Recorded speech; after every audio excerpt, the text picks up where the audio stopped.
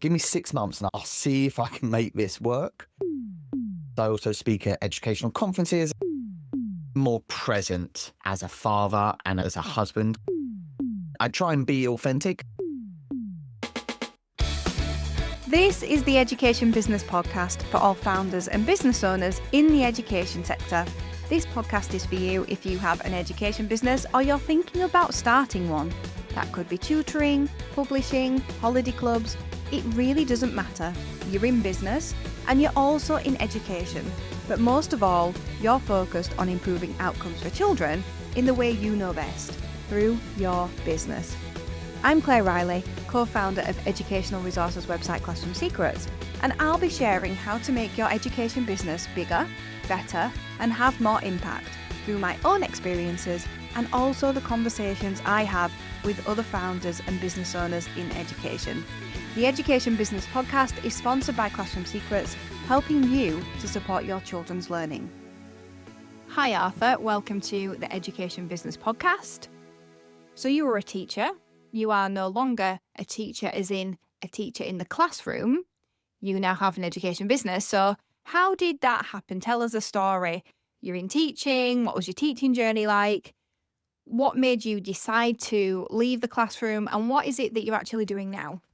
Hi, Claire. Firstly, thanks for having me on. Yeah, so I've been working in education for around just over a decade now. So I did Teach First. For those who knows, Teach First was my pathway into teaching, and I was a secondary maths teacher. So I did my training and my first year ECT or NQT, as it was back then, in the UK. Then me and my partner moved to Thailand, and we taught in an international school out there, which was just an amazing experience, opportunity, just so much going on. But the classroom was absolutely fantastic. We really enjoyed it. We did that for 4 years. And then we had our first child, and kind of as life comes along, doesn't it? We moved back to the UK to be closer to grandparents and family, etc., etc. And it was around this time where we were coming back, where I was like, am I ready to leave the classroom? What do I want to do? I've been teaching in the classroom for around 6 years now. Is it time for the next step? But it was COVID time, so I ended up taking a job as a head of department in a school in the UK. That school it didn't really work for me, Claire, for a number of reasons, which I shan't go into here. But essentially, I made the decision quite quickly that I was actually ready to leave the classroom and do something new. But I was still really passionate about education. I've always loved teaching, the actual process in the art of teaching. So wasn't quite sure what to do. Started to do a bit of tutoring, as a lot of teachers do, half just to get a bit of income, just in case of when I leave this school, just to be, I've got a young family, I've got a mortgage to pay, all that kind of stuff. And very quickly, Claire, I realised I was getting loads and loads of requests for more tuition. That was turned down because I was still holding down a full-time job. But I was starting to think, do you know what? I might actually be able to do something here. So I had a chat with my partner, and I just said, do you know what? Give me 6 months and I'll see if I can make this work.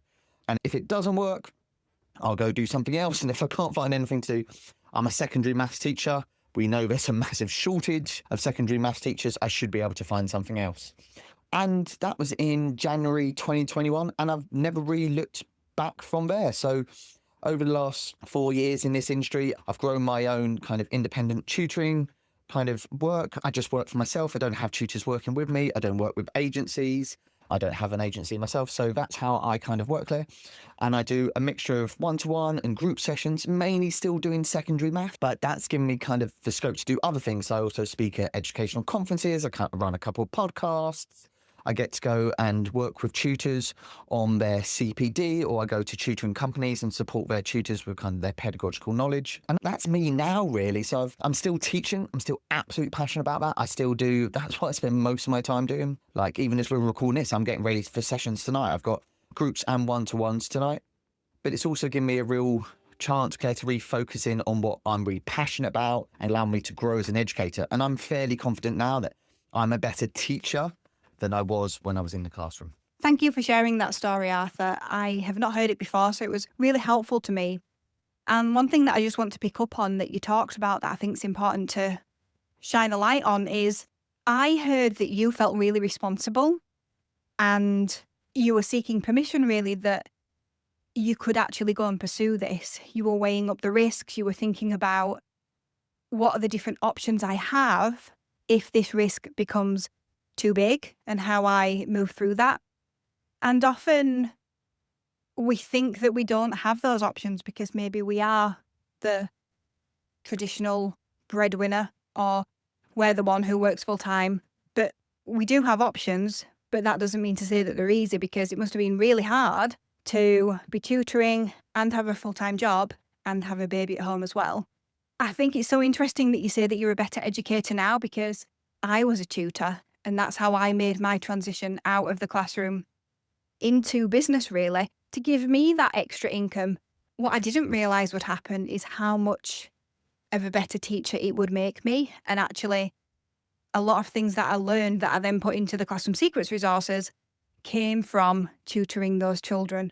And so I think every teacher should actually try tuition in some sense, because I think it makes you think very differently about how to get a concept over to a child and how to get them to really understand it. You talked a lot about the benefits on you as an educator, but what do you think are the benefits that your family have experienced by you becoming a tutor and leaving the classroom? It's a really good question, Claire. I think from my perspective, what it means is I'm more present as a father and as a husband in that family situation. And what being a self-employed tutor has allowed me to do is it's allowed me to own my time. So my time is now back to being my time, and I can decide what to do with it. If I need to go and do some work, or I want to go and do some work, or I choose these are the good working hours for me, then I can have a discussion like as a family and make sure this works for us all together.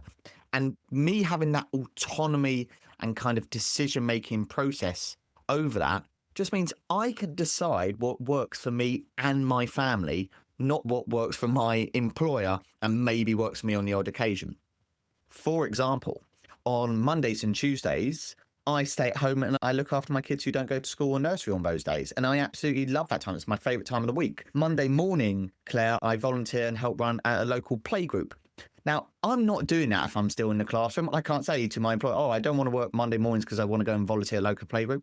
That is my favourite time of my week, taking my daughter to that playgroup, setting up and just having an amazing couple of hours out. I absolutely love it. And I think that is a perfect kind of indication of how the whole tutoring thing has helped me and benefit my family, because we talk about work-life balance, don't we? And I've never really been a fan of that phrase because it indicates I do some work, then I stop and I have my life balance. For me, work is part of my life to make sure that everything is balanced. And if I get the work stuff right, then that is a greater proportion of my life that I am allowed to balance how I want to do it. So Mondays and Tuesdays, I don't want to work until the evenings because it fits around with me and my young family. Do you know what, Claire? I don't work until the evenings because that's when it works for me and my young family. And just having that autonomy as a decision maker just completely empowers me to be a better father, a better husband, and ultimately, hopefully, a better person. And it's something I try and remind myself of all the time. So do I get opportunities where I could sacrifice kind of family time to go and do some more work? Yeah, I get those opportunities all the time. And I quite often say no to them because they don't work for me in my situation, in my context with my family at that time. And thank you for asking that question, Claire. It's really allowed me a chance to have a little bit of reflective about how much I love this self-employed life that I've worked really hard to make work. I'm glad I've given you the opportunity to remind yourself of all the choice that you have now. I like to remind myself repeatedly, especially now, even recording this podcast and the way that we're recording it asynchronously just gives me so much choice to live life how I want to. And I think that's really important. And probably for me, the most important gift of being an entrepreneur, it's not the uncapped financial potential. It is the uncapped way you can spend your time. Arthur, do you have imposter syndrome as a business owner? Do I have imposter syndrome? Do you know what? I think I've been asking myself this question, or people have been asking themselves this now for 4 years, and I still don't think I have an answer, Claire. I would say it's a bit more nuanced, and there are certain aspects where absolutely I do have imposter syndrome, especially as your kind of question points to as a business owner. If I try and look at stuff purely from a business point of view, purely a financial point of view, or even a purely maybe a growth point of view, how do I grow the business? Then that's where my kind of imposter syndrome kicks in. If I talk to people about my journey so far, then I really don't feel that imposter syndrome because I've already done it.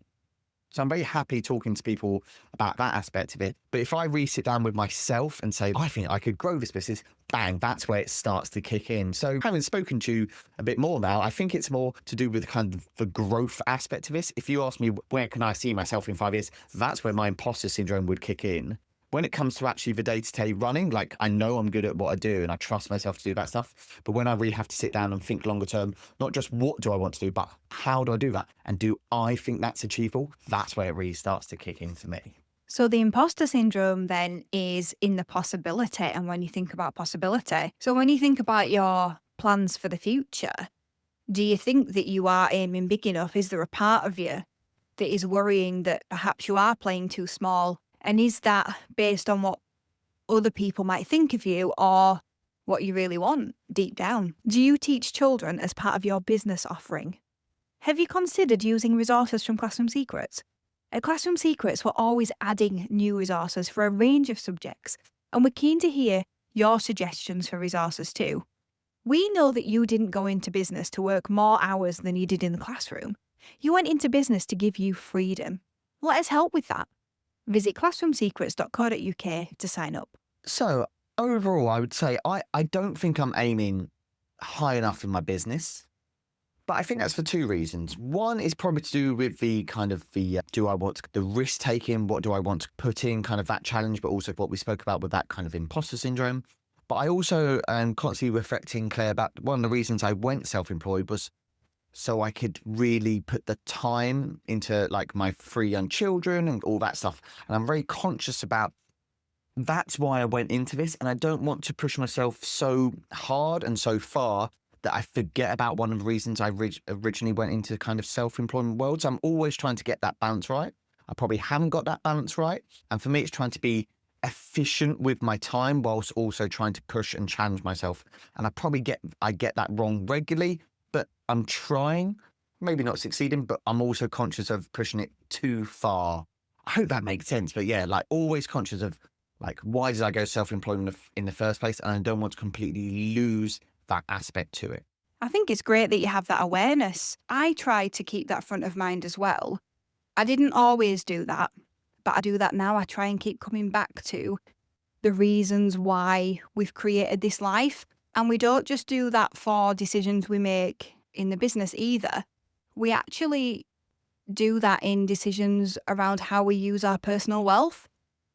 Always bringing it back, and that doesn't mean to say things don't change either. You have to be open to that. So I'm not talking about wholesale change. Generally, you don't just change your mind on what you want and do a 180. It's those changes as the kids grow, as different situations happen around you, as your family changes.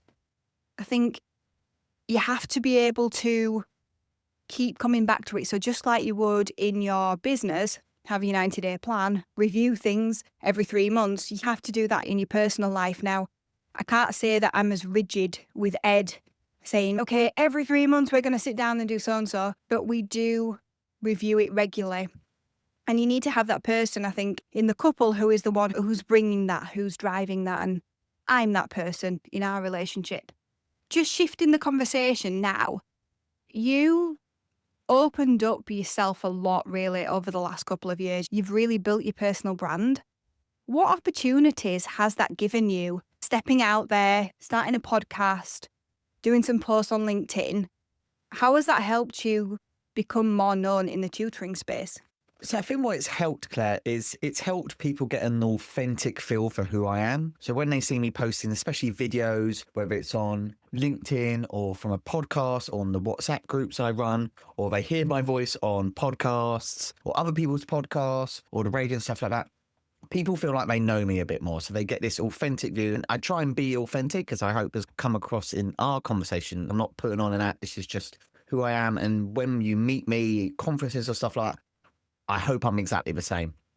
And what that means is people from that content have been happy to invite me to come and speak at their conferences, to go on their podcasts, to come to deliver seminars in person or webinars online to their groups. And it's really helped me diversify my offerings of what I can do in the tutoring world, but it's also helped me meet just so many people and learn from loads of people and just continue that learning journey, both as a educator, as a business owner, and as a person. So it's opened up so many options for me, and it really does Like, I love it going to talk at conferences and stuff like It's absolutely my happy place, being in front of a bunch of people, especially when I don't know those people, kind of getting to introduce myself and my experiences of tutoring and what I think other people can gain from that. Exactly the same as how I love going to conferences and hearing from people I don't know and hearing their experiences and learning from their kind of background and their ethos. It's been a real help and I've really enjoyed that journey. And to me, it all come down to being authentic online and not having that online persona. Like what with me online is pretty much how I am in person, or I hope that is the case at least. It has given you authenticity. I can see that for myself. It's also brought you a lot of opportunity. So with that opportunity, what will you be doing in 5 years' time? The 5 years time question. Claire, I always really struggle with this question because I think 5 years is an amalgamation of what's going to be happening professionally and personally. And I think that kind of, especially with kids and who knows where we're going to be living, all that stuff I think moves into this. So I find it quite hard to answer that question from a professional basis. I'll give you how I feel about where I'd like to be in 5 years. And my answer would be, this is where I see my kind of professional side being, given all the family side stuff is still on the same trajectory. It's maybe the way I'd go about it. I still want to be teaching some form of maths. I really like education. I really like teaching maths. I think my tutoring may adapt. Who knows what that'll look like? But I definitely still think there'll be a live element to my teaching practice. I would also like to do a lot more of working with other professionals, other educators, and specifically other tutors to use my experience and kind of my knowledge and expertise to help support them become better educators. So I'd like to do a lot more work with tutors around cognitive science and really developing their understanding of pedagogy. And that might be in the form of live webinars or kind of online courses or speaking more at conferences or an amalgamation of all three. And also, Claire, my final answer to that is I hope in 5 years I'm doing something that I have absolutely no thought of doing right now, because I think that's how it keeps fresh and dynamic. If you asked me 5 years ago, would I be doing tutoring and all this full time, I wouldn't even come close to an answer like this. I hope all that stuff. I also hope I'm doing something that I have absolutely no consideration of right now. I think there's a lot of joy to be had in the unknown. So I wish that for you. Unknownness in 5 years' time for you. Arthur, thank you so much for all the insights that you have brought. To close, what have we not talked about that we should have talked about that would be useful for other education business owners? Thanks, Claire. I've really enjoyed the conversation. The last, something we haven't talked about that we should be talking about, especially for educational business owners. I think for me, and I certainly found this when I first started the business, was to not lose sight on what we're here for. I think it's very easy when you get into, especially coming out teaching, you go into business or self-employment or whatever. Sometimes we can lose sight of the reason that we got into this thing that we love is education. And I think it's important that you sometimes and often remind yourself of that. So, for example, by just taking ownership of your own CPD in pedagogy or in teaching or in learning and all that stuff. And because that aligns with your identity as an educational business owner, it doesn't feel weird to do that. It actually empowers you. It makes you realize that A, you are still passionate about this stuff and you still absolutely love it. But B, it makes you more confident when you go and talk to other people about it because you know you are putting the time and the focus and giving yourself space to focus on this thing that you are passionate about, education. With all this other noise of running a business, don't forget that what is at the absolute core of what you do is education. And to align with that, your identity as an educator means you are also educating yourself. So put time and effort and give yourself space to focus on your own CPD, not just as a business owner, but as an educator. And that's only going to bring you good things. I think that's a really important message to remind yourself of. It was definitely something I maybe forgot in the first 6 months. I've really put the focus on the past 2.5 years, and I've really seen the benefits to myself as a person, but also as a business owner. Thank you so much, Claire. I always say as a business owner that you have to put that investment in yourself and keep learning. But that's the first time I've heard it sort of linked to educators need to be educated. So I love that. Thank you, Arthur, for ending the podcast in such an important way. Thank you so much. Thank you for listening to the Education Business Podcast. This podcast is sponsored by Classroom Secrets. To find more resources to grow your business, visit classroomsecrets.co.uk.